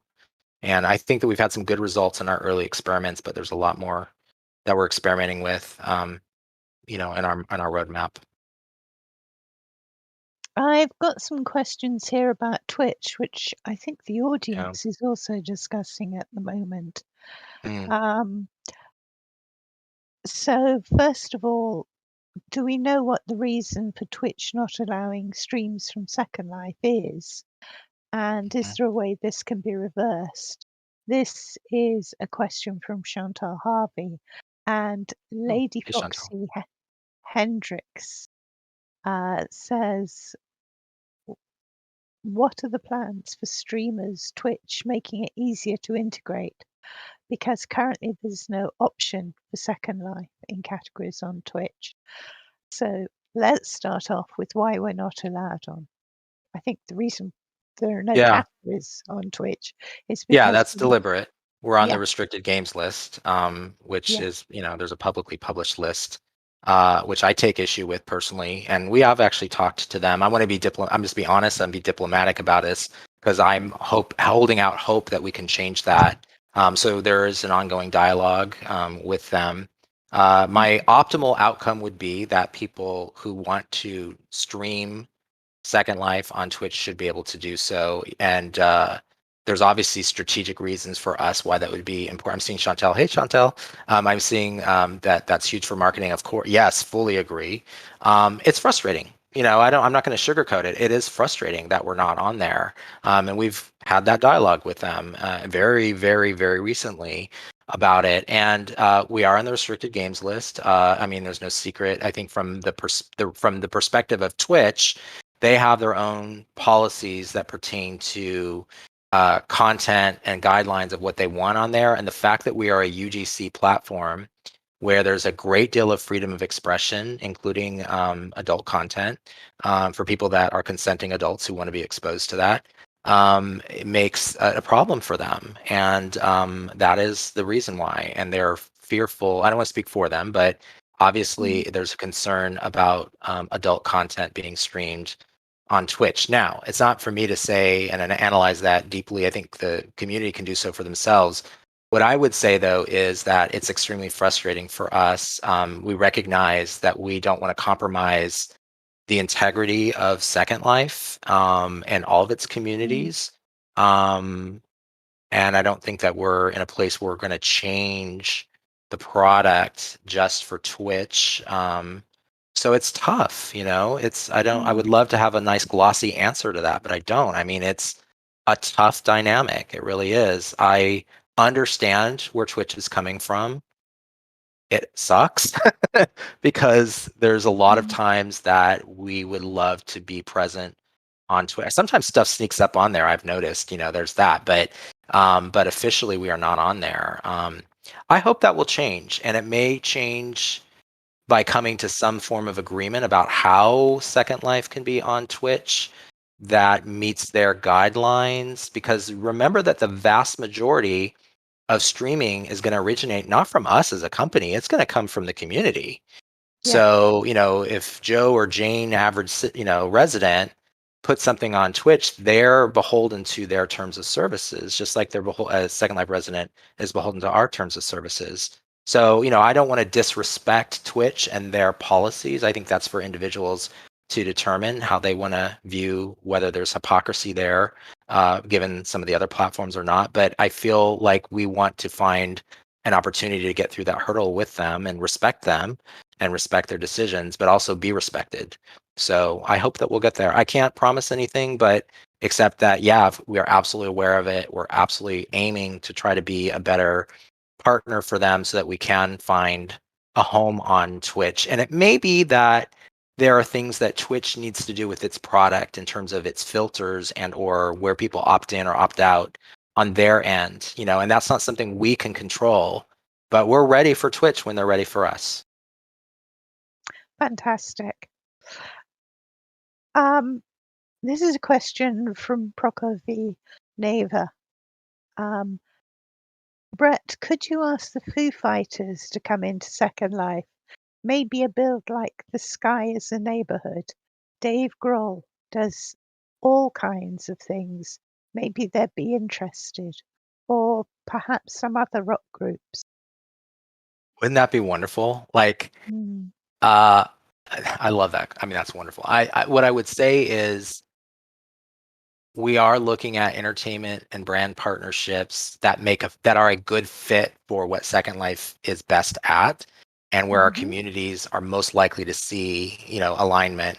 That means that there are certain types of entities that might not be as successful as others, in terms of bringing them in. And musicians and well-established musicians are among those that we are talking to. I can't name names, and I also don't want to promise the sky and say, oh, it's going to be, the top selling artist of the day or whatever. Of course we'd love that, but I would say in our year of experiments mantra, I'm gonna sound like a broken record.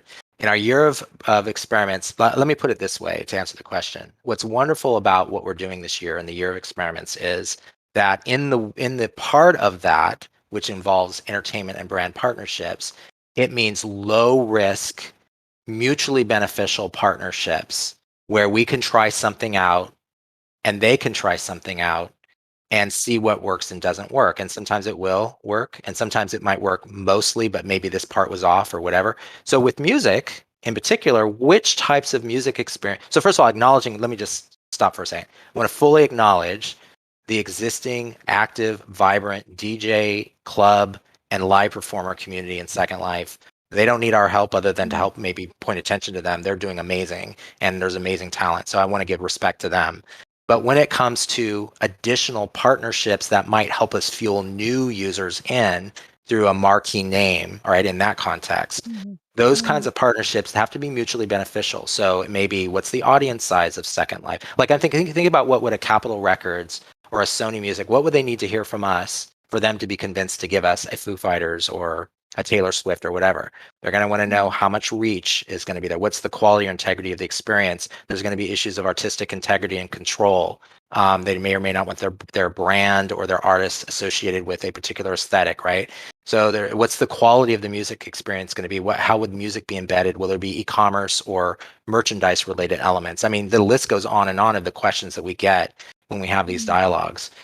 So again, without saying anything or promising, a top tier name right now in the short term, in our year of experiments, there will be some notable music brands and or artists that we are talking to, and at least one that I know is around the corner that I'm not ready to announce yet. That will be something that is unique to SL, and that will involve the collaboration of the creative team for that artist. It's not the Foo Fighters, I'm sorry, but so we're trying those things, and what we'll get from that is it will learn. Was that the right approach creatively? Did it work? Did it bring new people in from the fan base of that artist to stick around? Maybe the entree, and the way that CNN or Reuters was for me, maybe this particular artist's fan base comes in, because that's the only way they're going to get an exclusive experience with that artist. And so then they learn, oh my gosh, and now there's all this other stuff. What is this about? Wow, this is cool. They might not ever have thought to go. So like for me, it's what's the Trojan horse to bring in people into Second Life that might not normally be looking our direction, but should. So music and movies, like virtual cinema. I love the idea of virtual cinemas. And the idea, like Titmouse, that was a really fun thing. Like it was like I thought back to being a kid going to the drive-in movie theater. There was like a Titmouse outdoor, like a drive-in like type aesthetic outdoor theater, and a bunch of people were sitting, next to us, and it was live video. It wasn't just on demand. It was we were all watching and laughing at the same moment because it was synced, and it was like a real movie theater experience. And especially when movie theaters are closed down. And like I thought, well, that's very powerful and that's really cool. And so it's not going to be the killer app that's going to bring everybody back to Second Life, maybe not, but it's one of many things. Those little things like that add up after a while, where people say, wow, I can go off on a date to see a movie with somebody, or I can go to a live club and see something. And those things add up to the total experience of what Second Life offers to people. So, and some of that means organic. Full props to the existing community and what they're doing, and that should get its moment in the spotlight. But it also it doesn't hurt to also reach out to some of these partnerships, because in some ways the partnerships are a shortcut to getting mind share for the media, for investors, for the general public, for people that might have passed on Second Life and now want a reason to come check it back out.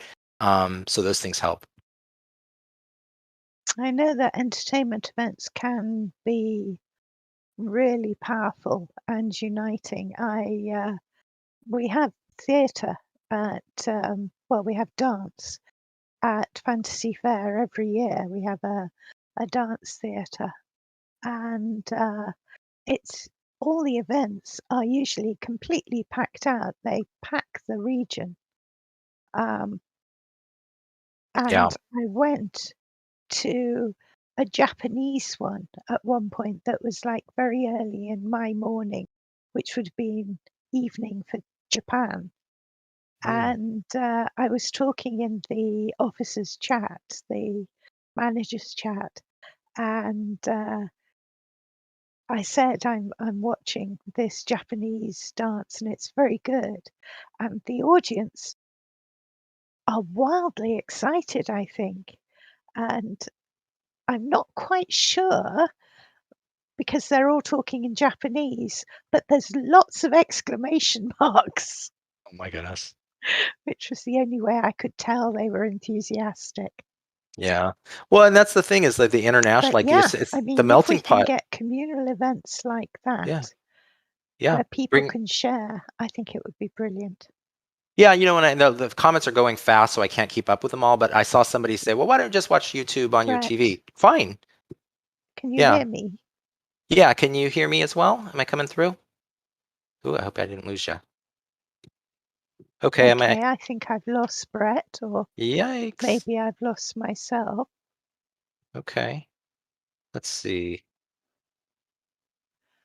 I'm Okay, getting. I can't hear Brett. Oh, there you are. Am I back? Okay.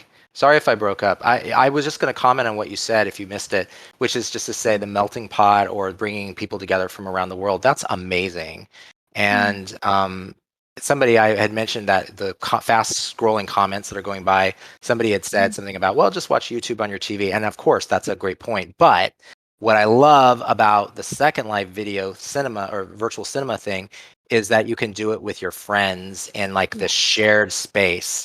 And like you would go hang out with your friends, go to a movie together, and you can do that in Second Life. And yeah, you can also stay solo at home and watch YouTube as well. So not for everybody, fine.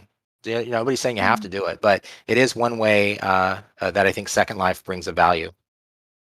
Right. Okay. I've got a couple of points now about the new user experience. I'm going to just run them past you. I I don't obviously the new user experience as created isn't your bit, but you might Mm, be interested to hear this. It's yeah. first of all, DJ Lady Bella has said, I heard a lot from newcomers that others were rude to them when they first arrived. Yeah. I try to help all I can, but I do agree we need a better place to welcome them. Mm, And then Carlsvolt said, yes, one of the best welcoming sims I experienced was New Citizens Incorporated. hmm. It Yeah. helped me to get my start to go in Second Life. Maybe worth mentioning to Mr. Brett. Good Yeah. self-education tours there. Yeah. NCI, and I think the shelter somebody mentioned earlier, which I know Mm, has been on and off in the years. There's a lot of our partners, like I mentioned, London City earlier has a welcome area. So there's a lot of that. But yeah, I mean, I'm acknowledging it. Yeah, it is not a great experience when somebody comes in and then is treated rudely or caged in my case. mm. I don't think any of us would agree that that's going to be something that's going to retain users. So um, point noted. Okay. Um, s- I don't think Scout Keeson, I can see your question, but I don't think we could really ask that here. Maybe you could write to Brett and see if you can get an answer. Uh, Mrs. Ambrosia K. Windstorm. She's 12-year resident of Second Life. Yay! With a vast family role play. My Second Life partner celebrated our first year of marriage last week, and I want to change my name permanently to his name. She's curious as to how the 39.99 price point came about, and she's noticed that their chosen last name is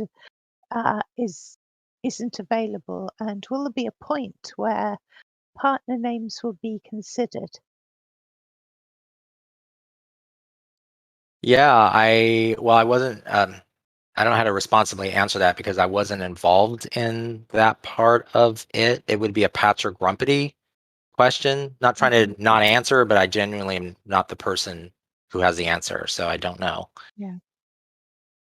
Maybe you could ask that on the forums, Mrs. Ambrosia K. Windstorm. Eric Mondrian asks, uh, says he's also asked about it this last year, possibly at Virtual World's Best Practices in Education. Can you talk about any successes or even struggles that you've had when reaching out to art schools or the art world more generally, for example, museums and galleries and other such institutions that might have benefited from Second Life as a platform, especially during the pandemic? Yeah, so one example that comes to mind, and this will just be a sliver of the larger phenomena, is the Peel Museum in Mm, Baltimore, USA, in yeah. Maryland. And it's a great example, right, where their physical location, like many museums, shut down. And so that caused some real issues. Obviously, their operations almost all but came to a halt because of that, and people couldn't visit it. So what they did do is they partnered up with Patch's team and marketing got together to kind of help them recreate some of the exhibits in the building itself inside Second Life. And that was something that they actually held events and drove awareness of through their physical world channels on. So there's an example of that. There's also been a lot of these. I think the name of I'm forgetting the name now, but there's been some of these events and conferences that have been displaced as well, and they've moved into Second Life as well.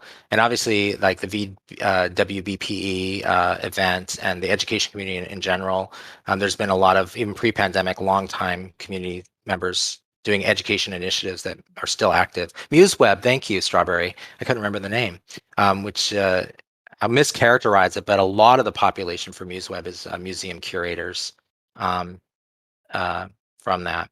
So yeah, there's a lot of that stuff that's happened, some of which we've been involved with, some of which has just happened organically. I'm forgetting the crux of the question. Was it, what are the frustrations, or what's the gist of the question though? Just because it certainly happened and is happening, some with more success than others. Right. So Kieran Casso says that marketing will bring new players in. Well, we hope, but good customer service keeps them. Yeah. So, how is Second Life working to continually improve customer service and transparency? Again, I think that's really a question aimed more at Grumpy and Patch. Yeah, and Patch in particular for that question, because he deals so closely with the customer support team as part of his duties. So Yeah. Okay, Bixel Shufton is asking, and of course, Bixel is the editor of SL Newser. yeah. What is the lab's strategy for attracting young adults? Lately, those interested in virtual worlds do appear to be heading to places other than Second Life.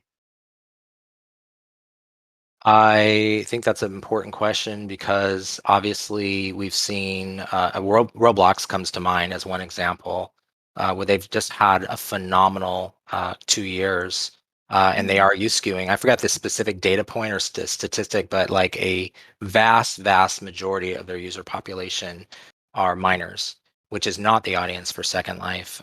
But the thing that I said in LabGab, which I'll repeat here, there's kind of two parts to the question. Is one is what should we do, and the second is how should we prepare. So the second part is how should we prepare for that, and I actually am excited about that. I don't bemoan that at all, because to me all boats rise. If you've got a whole generation of people who are native to, of understanding and comfortable with the idea of these sort of sandbox building platforms or virtual worlds, whatever word you want to give. The media likes to assign the word metaverse, but however you want to categorize them, this sort of Second Life like entities, that is a good thing, because guess what? They are going to grow up, and they're going to look for something more sophisticated that allows them to go beyond the blocks into something more elaborate. And so, I mean, I don't want to estimate Roblox and their product roadmap and where they're going. They've even stated publicly their desire to skew up in age. So we certainly note that. But I also think that it's not a bad thing that we see that into the mainstream phenomena that it is. But then so that's this first part, is that we are well positioned to welcome and expand the horizons for the Roblox generation as they graduate into adulthood. And that's wonderful. Should Second Life, as it stands currently, skew younger? Right, and that's a tougher question, honestly, because I mean, I don't have an immediate answer. Should we skew younger? I would love to hear the community's take on that. Honestly, think about this part of it. So yes, we would love to have more users if they happen to be younger, if the product is formed in a way that is appropriate for them. But also, Second Life is a mature product, and it does have sophisticated content that might cause a whole range of expectations and responsibilities that are not currently there for accommodating minors. And so that would be a real thing for us to look at, as to how we would put our resources behind to make that happen. And I don't have the immediate answer, except to say we do look at it. We look at older. Somebody asked a question about senior citizen users. We look at that as well as a market segment and an opportunity. Where Second Life is today and what it supports and what it does well has to be a factor in what we do today in marketing.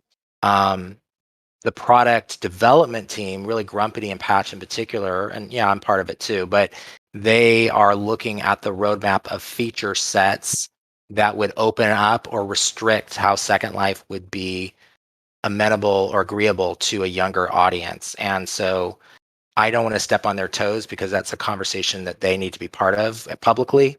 But I will say, of course, we look at Roblox, and of course, there's a little bit of like, oh, look at the amount of activity in the younger users. But how would we get there without jeopardizing or compromising, the other aspects of Second Life that, obviously minors are not going to be exposed to. So, yeah, we'll see where that goes. But we do watch that closely, and I am very excited about that generation growing up and graduating into Second Life, and metaverses and virtual worlds across the spectrum. Because it's not just Second Life, but I think all boats will rise.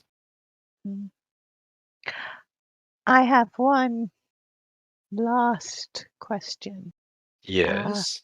I may not be the last question. Let's look over at the okay. I have 3 questions. That'll probably take us up to the top of the hour. First of all, from Jana Whiskers, and this is a question about communities. It's not a specifically marketing question, but one of those maybe take on board questions. It's true that communities make Second Life, and even when there are plenty of regions around, most of them are abandoned and then closed. Communities are a full-time, unpaid job to maintain for only its residents. Has Linden Lab considered any effort towards helping motivating the community on this matter? Can you Right. just to go back to the top of the question? I just want to make sure I understand it correctly. Sure. I think what Jana is saying is that communities are such a vital part in keeping Second Life strong, Yeah. but that people can get burnt out and the communities collapse because the animateurs who've been running them kind of burn out. Mm-hmm. So it's a question about other ways we could support communities, maybe through publicity. Yeah. There's kind of two parts to that. One is what marketing could do for what you just suggested, and the second would be more of an operational question, which would be bringing in again my colleagues. I'm going to sound like a broken record here. I'm sorry, but to the marketing side, one thing we do want to do is support those that support us and support a positive user experience.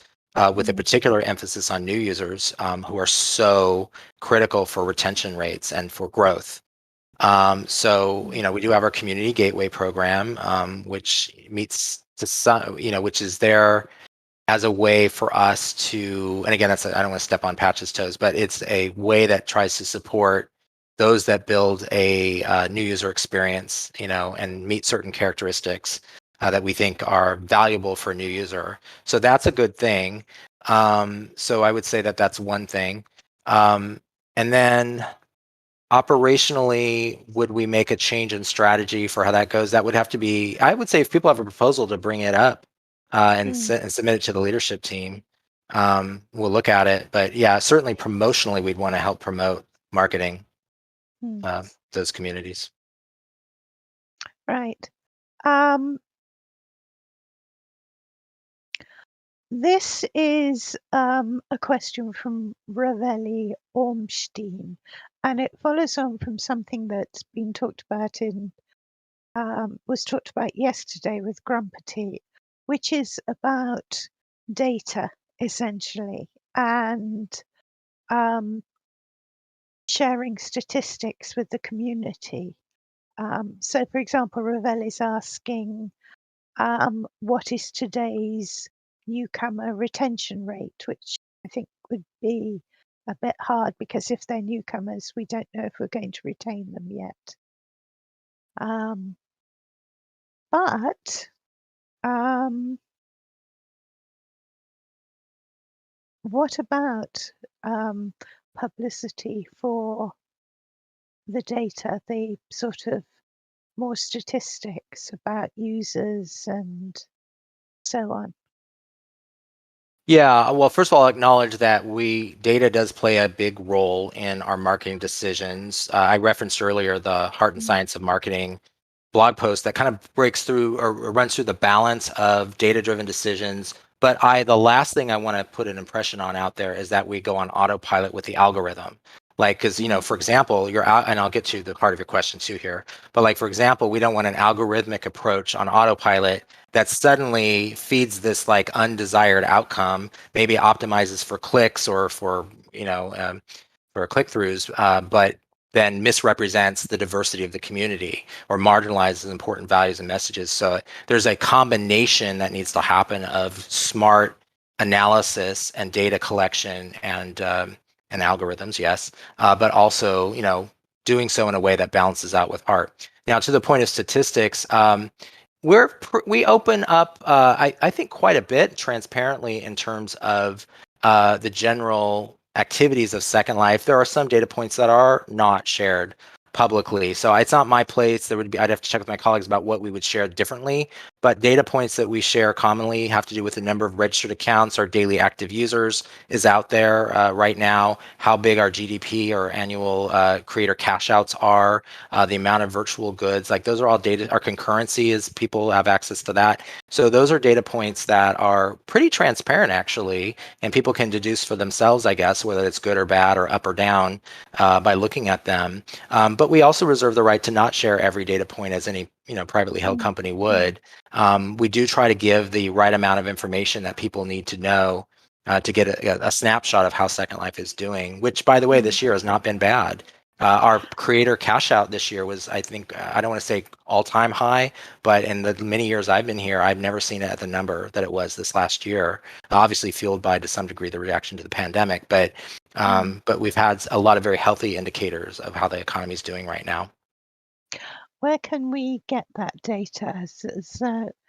Santiago Mananen has Well, asked. I'll read off right now some data points that are publicly available. And in the Great. context of how you get them, I know in a public relations capacity, we answer these questions by the media constantly. So here are the sort of vetted, Mm, accurate statistics: is over 70 million all-time registered accounts, 200,000 daily active users across more than 200 countries worldwide. So the 200,000 DAU, or daily active users, is a mhm, accurate number for our current state this week today, if you will. The platform has a GDP of over $600 million. And then it's over, I may be off a million, and my mind is escaping me right now, but I'll say it's over 80 million. That much I know, over 80 million US dollars equivalent cashed out annually to creators in the last calendar wow. year. So, and that's I up higher. Last year, I think it was in the low to mid 70s. So it's gone up a few million from that. so I know that that's basically the GDP of several, well, quite a few countries and beats quite a few others, Yeah. Yeah, there's just a which lot of is activity, a lot of impressive. transactions going on Mm, in Second Life. mm.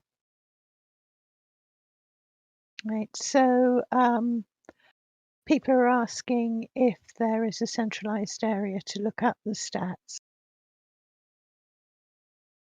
It's not. I'm seeing a note on the chat saying, "Hey, put it on the website." That's a good point. Let me talk to my colleagues about what that would look like and where that would be surfaced. I mean, Mm, uh, so I don't have an answer to that, but I understand the request for that. We do. What I will say is we share that information as interviews come in with the media, and we have to mm, vet it to make sure it's accurate, which that is accurate as of now. mm, And but yeah, if it's not, I don't think it's not on the homepage. I'll tell you that right now, but we'll look at it. yeah. Mm. Yeah, people are saying we should be our own nation. Would you be prepared to approach the UN to get nation status for Second Life, Brett? That's a pretty clever idea. Why not? Yeah, that could be a great marketing ploy. Yeah. Okay, well, we have come to the top of the hour. I've kept Brett talkating here. Um, for 2 hours. So I know we have a few questions left, but I think I ought to let the poor guy go. Yeah, okay. People are getting really enthusiastic about the idea of making us a nation. Oh my goodness. Yeah, Second Life musicians can make the anthem. That's fun. Gosh, I Yeah, remember back a decade or so ago, there was one or two countries that had like an embassy in Second Life, like an official yeah, embassy. yeah. And maybe it was Estonia. I don't know if that's the right country, but it was pretty interesting to see that that was there. I think one of the Blue. Scandi nations did, possibly Sweden. How fun. Mm, yeah, we could get citizenship. Okay, we're coming to an end now, so I would like to say thank you. Thank you a huge amount to Brett for taking all these questions. And thank you to the audience for coming and being so lively and engaged. And tomorrow, same time, 1 p.m., we're going to have Meet the Moles, which is always slightly anarchic, but great fun. So do come along to that one. Thank you, everyone. Thank you, Brett. Thank you. It's been great to be here and great questions. Really appreciate it.